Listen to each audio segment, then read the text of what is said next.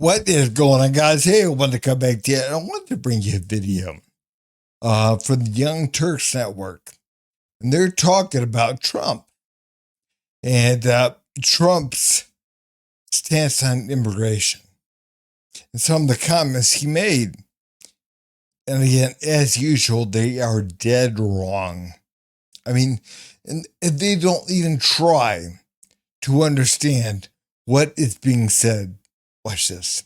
And what I will do is you graduate from a college, I think you should get automatically as part of your diploma a green card to be able to stay in this country. And that includes junior colleges too. Anybody graduates from a college, you go in there for 2 years or 4 years. If you graduate or you get a doctorate degree from a college, you should be able to stay in this country. Donald Trump seemed to soften his stance on immigration while speaking to some of his Silicon Valley donors. This was on David Sacks's All In podcast. Now, Silicon Valley execs, like Sacks, by the way, want to expand these visa programs in order to bring in skilled labor that they can take full advantage of here in the United States. Trump even said he supported the idea of giving these undocumented immigrants, well, they would come here on a visa, green cards after they graduate from college, which you'll soon see didn't sit too well with his base. We're going to get to his base in just a moment. But before we do, let's get to more context in this conversation. So Trump was responding to a comment from one of the hosts, Jason Calacanis, who said the following: "We need high-skilled workers in this country." I mean, I don't know why Americans can't be considered high-skilled workers. We could train them. But Americans might actually have higher demands when it comes to salaries. Let's just keep that in mind. But he noted that 3 of the 4 hosts on the podcast are immigrants. And then he asked Trump, "Can you please promise us you will give us more ability to import the best and brightest around the world to America?" which prompted Trump's green card response. Let's hear more. And again, we have to understand Trump wants immigration, legal immigration, always did. The fact of the matter is, we have to remember, we don't want that side of the world wide open. What people like Trump want is selective immigration. Again, we want the best and the brightest. What is wrong with that? What is wrong with, again, wanting immigration the right way, the legal way, and wanting the best and the brightest? And if people come here to be educated by our colleges, we want them to stay. Again, why not give them a green card to stay? If they got a master's degree in, chemical engineering, why not get them to stay? They're here to be able to, why not get them? Again, that's what he meant by, we don't want people here from shithole countries. Why can't we have skilled people here from better countries? Where are they coming from, these better countries? Because again, we have to look at the caliber of people that's coming across that southern border. I mean, again, we're getting prisoners from other countries, from third world countries. We want, again, people with engineering degrees that were educated here to stay here. That's what we want. They build. They will build things up. And again, it's also about class, decorum. What they do, what they build, what kind of values they have. We want the people that, again, are working to make themselves better. We don't want people that, that are coming from God knows where. So again, we need people, but we need the right people. And number 2, you said that we would take advantage of skilled workers from other countries. No, we wouldn't. That's why we have laws in place. We have employment laws in place. And again, firms are going to compete with each other to get the best talent. They're going to end up bidding salaries up, not down. Again, we have truly got to understand this is what the left does. That's what they do. Again, they try to find fault with everything the guy says. And he's 100% right. More stories than I do, but I know of stories where people graduated from a top college or from a college, and they desperately wanted to stay here. They had a plan for a company, a concept, and they can't. They go back to India, they go back to China, they do the same basic company in those places, and they become multi-billionaires employing thousands and thousands of people, and it could have been done here. And a bigger example is you need a pool of people to work for your companies. You have great companies, and they have to be smart people. Not everybody can be less than smart. You need brilliant people. And we force the brilliant people, the people that graduate from college, the people that are number one in their class from the best colleges, you have to be able to recruit these people and keep the people. It was such a big deal. Somebody graduates at the top of the class. They can't even make a deal with the company because they don't think they're going to be able to stay in the country. That is going to end on day one. Now, make no mistake about it. Donald Trump softening his messaging on immigration has to do with the fact that he is willing to be anything to anyone as long as the check clears. And to be sure, he was sitting there having a conversation with his Silicon Valley donors, including David Sachs, who recently held a fundraiser for Trump in San Francisco. This took place earlier this month with the goal of raising $12 million. The tickets that cost $50,000 or $30,000 had sold out. So I'm going to go ahead and assume that they hit their fundraising goal. But this is just, I mean, this is what politics is. Donald Trump at least understood that Americans are sick of corruption. So in 2016, he declared that he's going to drain the swamp. And that message resonated with people who believed him. But maybe reconsider believing him when you take a look at what he's willing to say, depending on who he's in front of and depending on how much money they gave his campaign. Okay, one thing we have truly got to understand. Again, Trump is for immigration the right way. Right now, we need to discriminate. We need to discriminate big time on who we allow in the country. Again, not on skin color, but on, again, what do they have to give? Are they going to build? Are they going to create? Or take away? Subtract? That's what we have to ask ourselves. And that's what Trump is doing. Again, we don't need to have that southern border wide open. That's a recipe for disaster. It already is. But the fact of the matter is, we have truly got to understand, we have also got to stop making our own people victims. Again, especially women and black people. We got to stop making them victims. They are not going to amount to a thing thinking they're a victim. They're not. Nobody is. Again, if you want to do something, do it.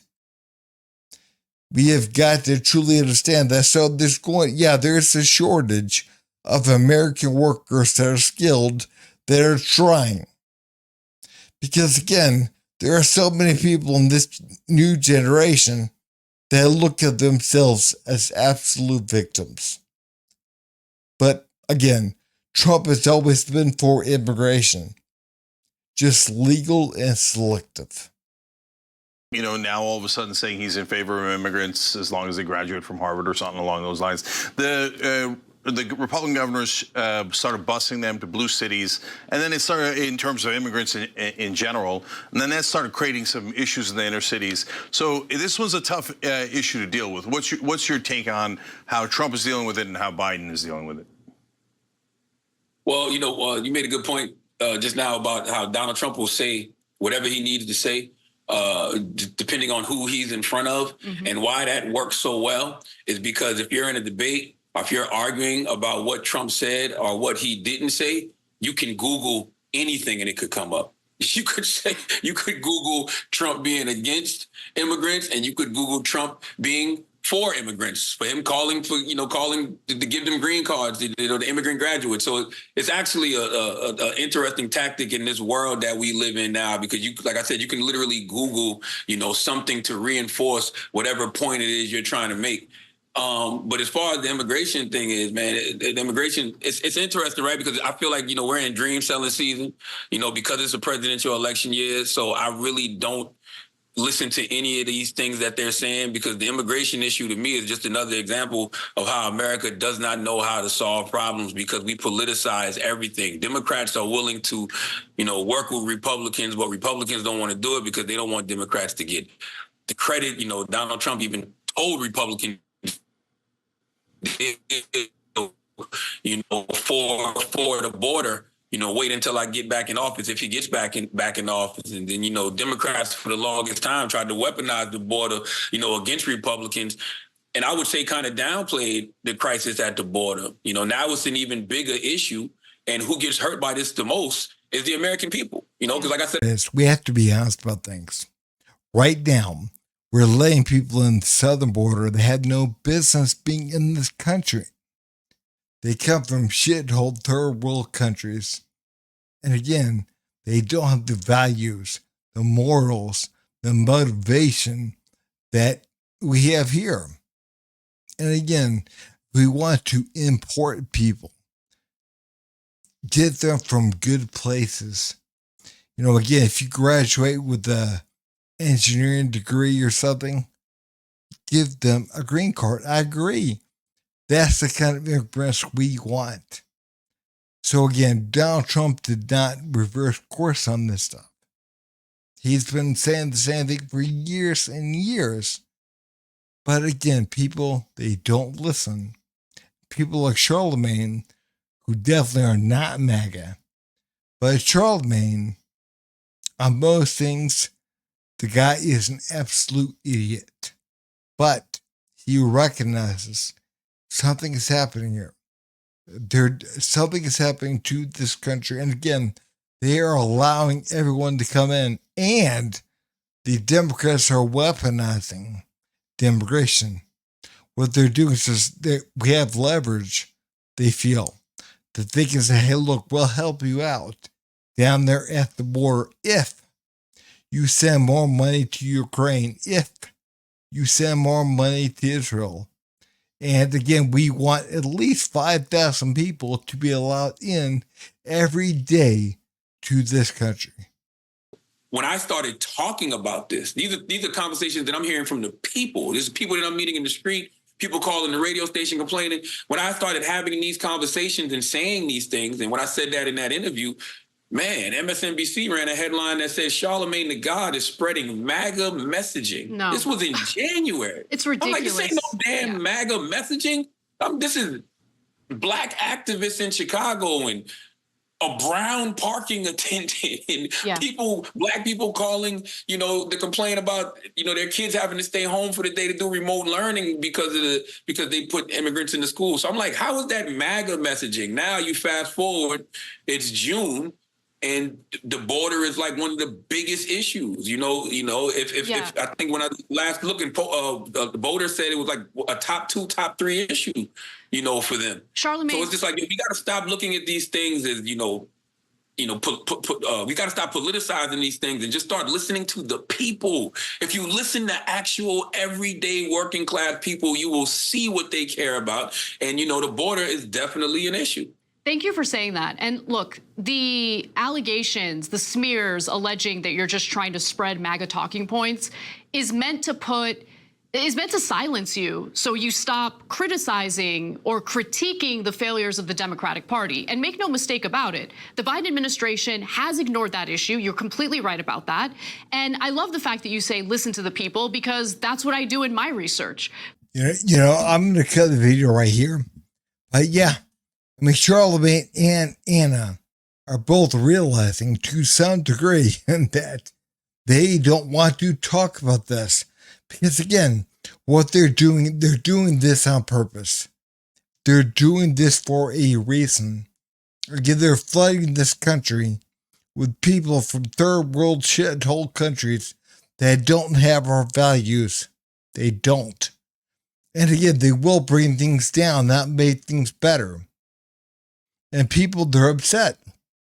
They are upset. And they know this. They know this. And again, what they're also doing is they're stoking the racial flames in this country. They're stoking that. Again, everyone is equal. Everyone is free. Under the law, you go after whatever you want to go after. But they're stoking that. I mean, we're putting men down, especially white men. We're building up every minority, including women. And we're telling them they're oppressed. You're oppressed. Feel bad. Feel disenfranchised. Get upset. And again, that's not happening. But they believe it is because they're being catered to. They're causing a certain level of chaos in this country. And again, it's going to reach a fever pitch. It will. When it does, they'll swoop in and they'll lock this country down. And people have got to realize that. But I think Anna and Charlemagne, to a certain degree, they understand that. And again, they got to dig a little bit deeper. They got to understand that there's more going on than they're willing to look at. They're willing to admit. They're willing to admit is even possible. But guys, if you would, please like, subscribe, and leave a comment down below. Thanks.